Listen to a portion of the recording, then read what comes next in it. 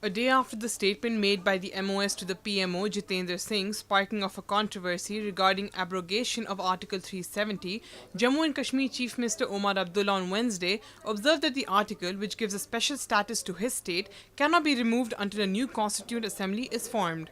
While interacting with the media in Srinagar, Omar noted that a meeting between Jammu and Kashmir and India gave a nod to it. The Chief Minister accused the newly formed government at the centre of pushing the people hard instead of maintaining good relations with the state.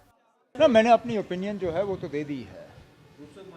Article 370 को आप तब तक हटा नहीं सकते जब तक कि आप कॉन्स्टिट्यूएंट असेंबली जो है उसको नए सिरे से कायम नहीं करते हैं। कॉन्स्टिट्यूएंट असेंबली ने जम्मू कश्मीर का जो हिंदुस्तान के साथ इल्हाक हुआ उसको जो है मंजूरी दी।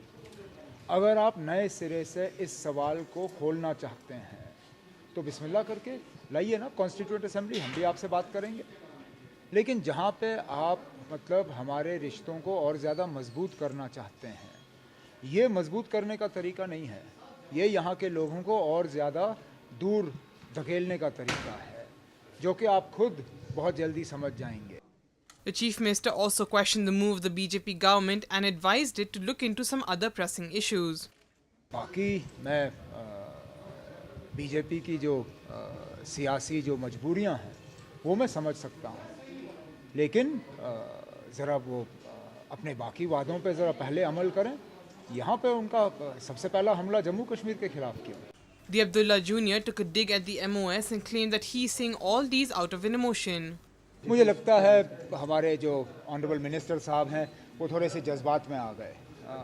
उनको शायद कभी लगा नहीं होगा कि वो ऐसे पोस्ट पे बैठे होंगे जहाँ पे प्राइम मिनिस्टर के दफ्तर में वो अब काम संभाले हुए हैं।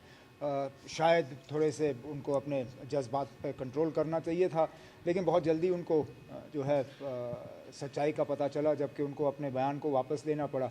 लेकिन तब तक जो नुकसान उनको करना था उन्होंने नुकसान कर दिया। उन्होंने ये कहा कि बातचीत शुरू हो चुकी है। मैं जानना चाहता हूँ किससे। Omar said that the state authorities will follow their own course of action once the talks on the issue will begin with the central government.